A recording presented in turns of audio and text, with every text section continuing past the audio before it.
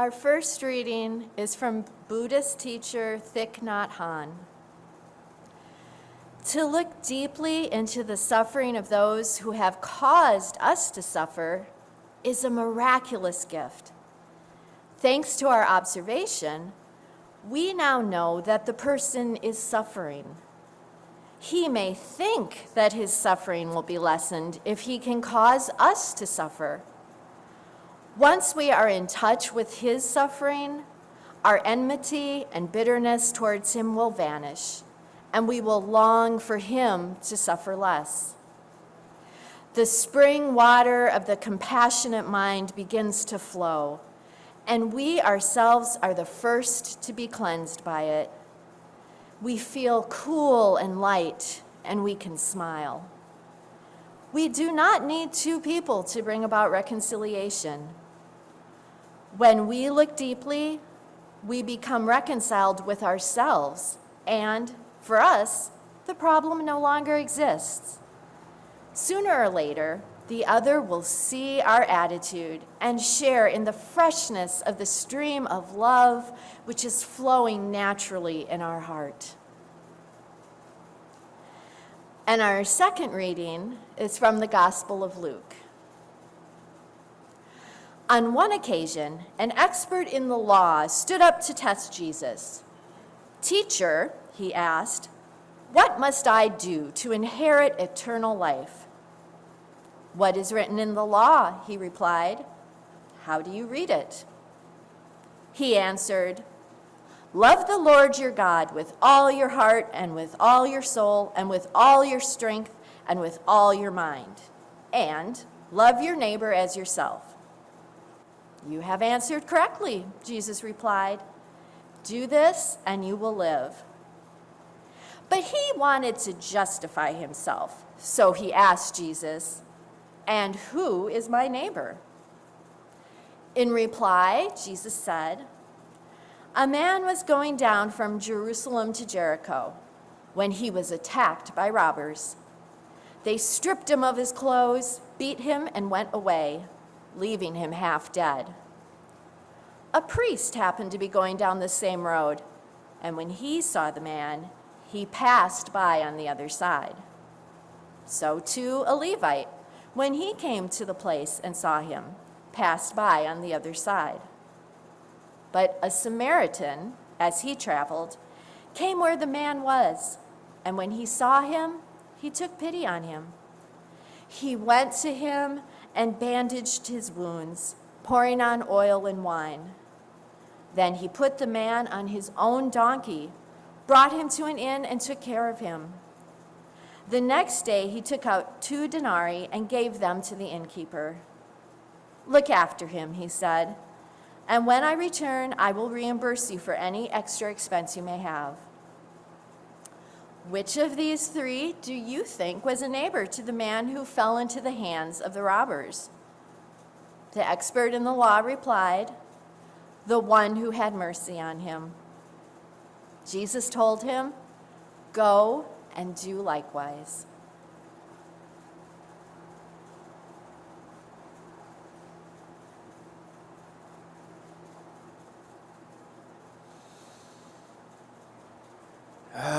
The Good Samaritan. Now there's a story. There is a story we all know. You don't have to be Christian, Jewish, Hindu, atheist. Yes, even atheists know the story of the Good Samaritan. It's a feel-good story at the end of the newscast. You know, the reward, the dessert for sitting through all that bad news. 2 Good Samaritans brush snow off cars for frontline workers. It's a moral lesson we can all try to learn. Police, Good Samaritans team up to lift 2-ton car off crushed teen driver and save his life. A fun night at a hockey rink could have had a tragic ending if not for a speedy Good Samaritan who saved the day. The selfless things that we should do. From New Jersey comes the story of a Good Samaritan rescuing a deer that had somehow found itself battling the surf off the coast of Belmar. A model of who we should be. Good Samaritan finds lost purse, delivers it, and has lovely chat with owner through her ring cam. These are great stories. Stories of bravery, of kindness, of lives saved, heartbreak averted or at least lessened. Stories of rescued children, of puppies coming home, puppies. Stories of people pausing in their own lives to change the life of a stranger. Good stories with a direct lesson. Be a good Samaritan. And look, if that's all we ever get from this parable, that'd be okay. But it may not have been the story Jesus was telling. Not the lesson he was trying to teach, or at least not the only lesson he was trying to teach. I mean, Jesus was a pretty good teacher. His stories could teach layers of lessons if we listen for them. And if we listen to the story of the Good Samaritan, we come to realize it is not a story of what. It is a story of who. See, Jesus didn't answer the lawyer's first question, what should I do, with his parable. See, the lawyer knew the answer to his first question. That's an old lawyer trick. Never ask a question you don't know the answer to. He knew the answer to his first question. Love God and love your neighbor. No. The parable came in answer to his second question when he broke that lawyer rule. Who is my neighbor?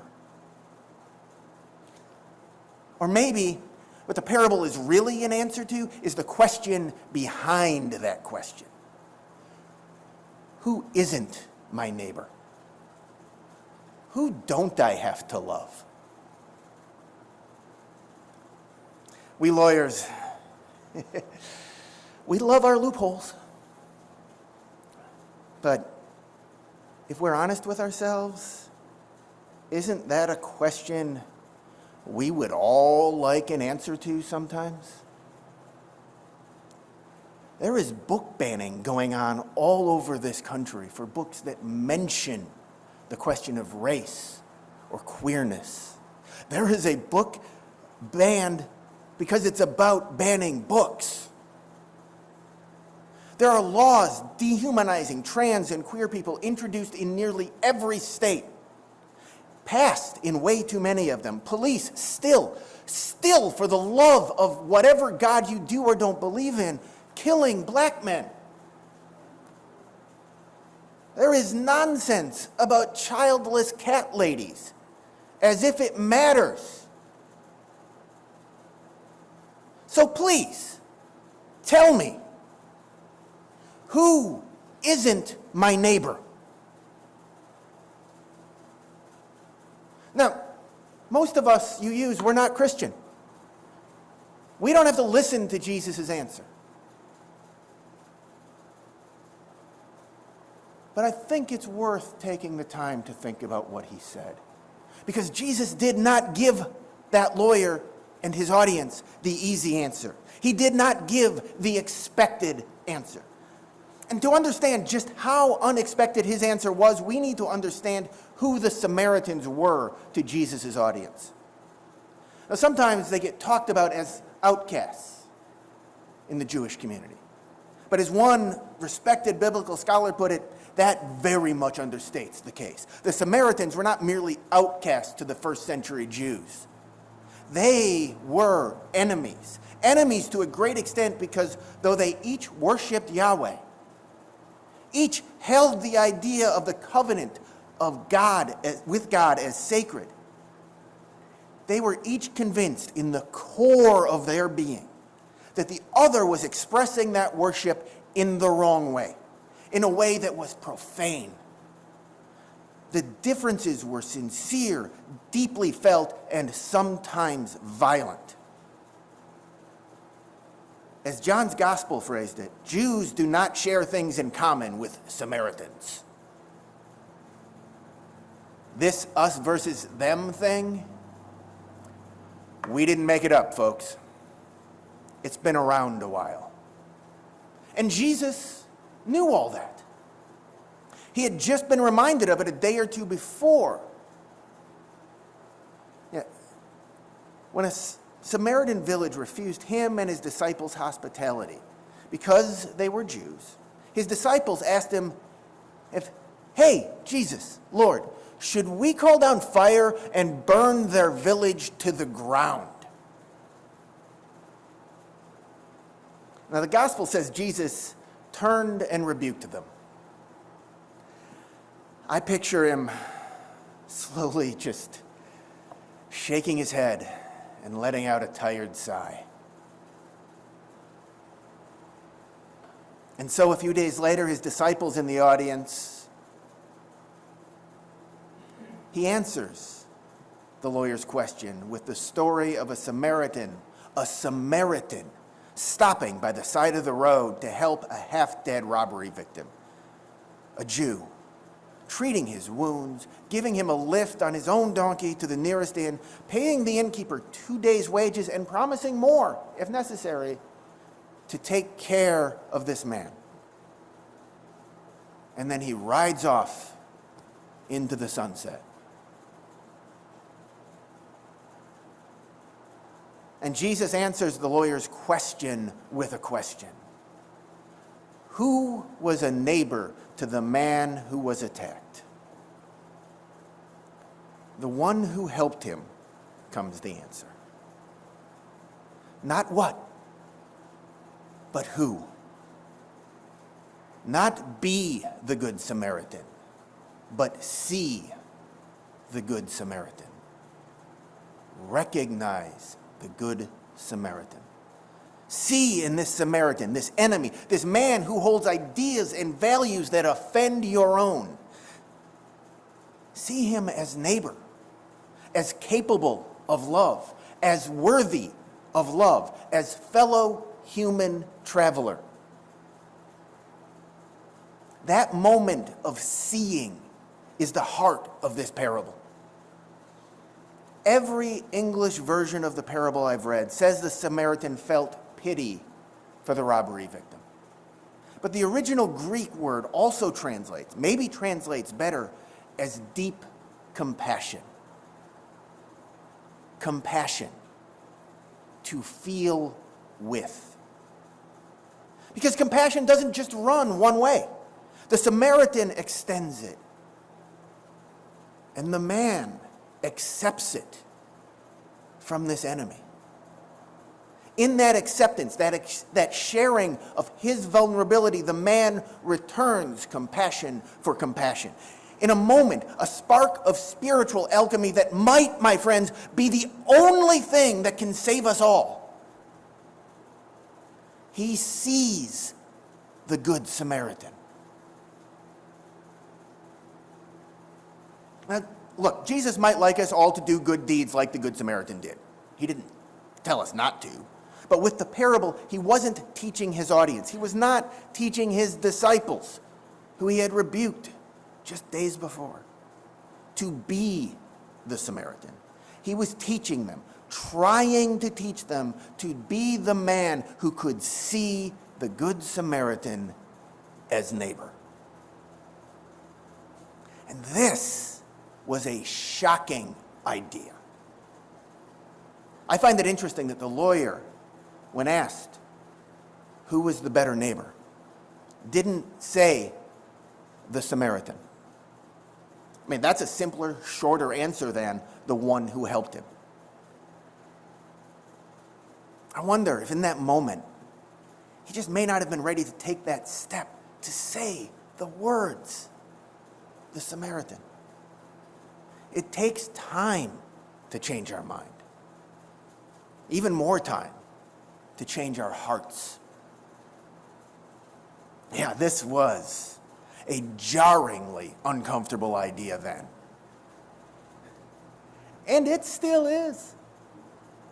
To paraphrase Universalist minister Forrest Church, depending on your prejudice, the parable of the Good Samaritan is the parable of the good drag queen or the parable of the good redneck with a gun in the back of his truck.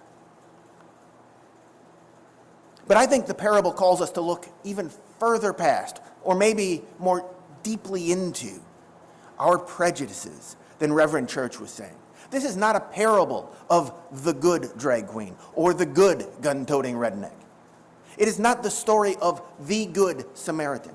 The phrase, the Good Samaritan, never shows up in the parable. Now, every Bible I've looked at has the heading, the parable of the Good Samaritan, right before it.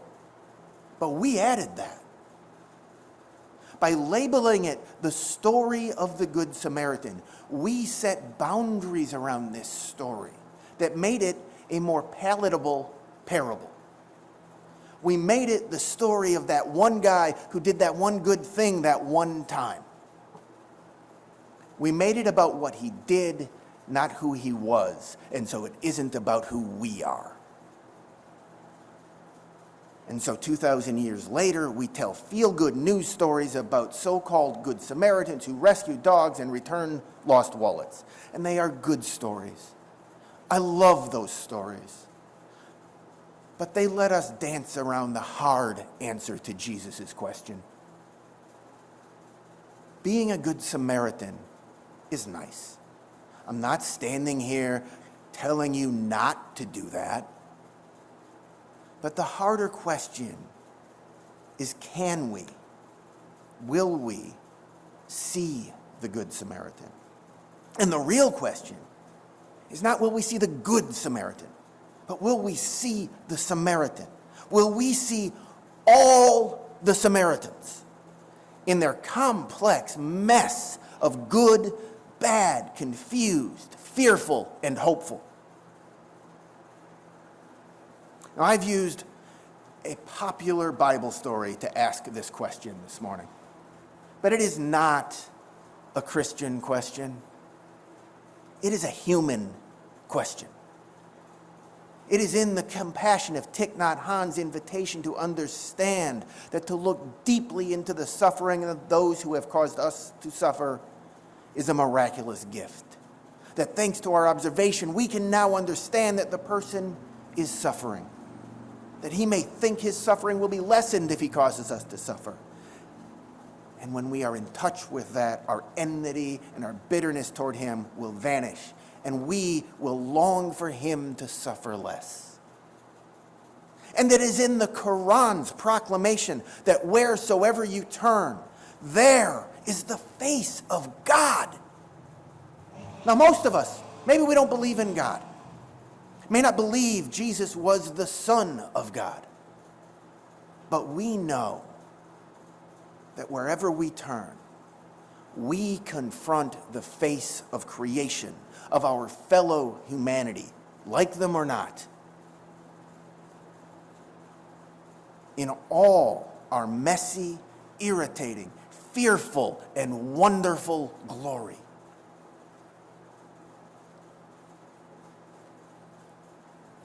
We've just now adopted and embraced this new statement of our values and theology.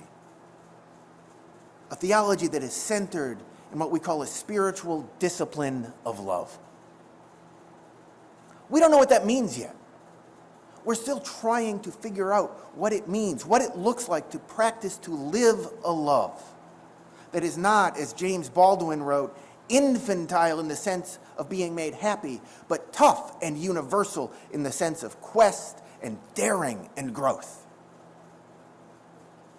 What does it mean to live a spiritually disciplined love? And I ask us to remember that what is only part of the question. As we wrestle with that question, we must never stop asking, who? Who is in the circle of that love? In whose eyes will we let ourselves see the suffering? Who is the face of God, of humanness, of our neighbor?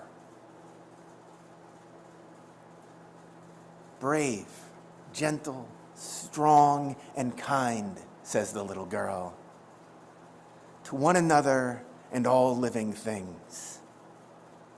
Come with me. See the Samaritan. See all our Samaritans. See. Blessed be. May it be so, because we have the heart to make it so. Amen.